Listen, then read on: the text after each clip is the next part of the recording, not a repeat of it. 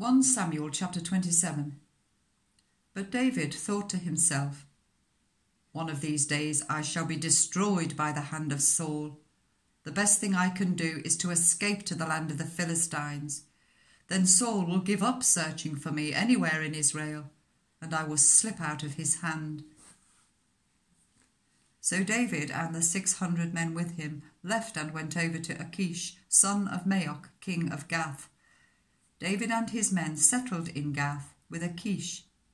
Each man had his family with him, and David had his 2 wives, Ahinoam of Jezreel and Abigail of Carmel, the widow of Nabal. When Saul was told that David had fled to Gath, he no longer searched for him. Then David said to Achish, "If I have found favour in your eyes, let a place be assigned to me in one of the country towns, that I may live there. Why should your servant live in the royal city with you?" So on that day Achish gave him Ziklag, and it has belonged to the kings of Judah ever since. David lived in Philistine territory for 1 year and 4 months. Now David and his men went up and raided the Geshurites and the Girzites and the Amalekites. From ancient times these people had lived in the land extending to Shur and Egypt.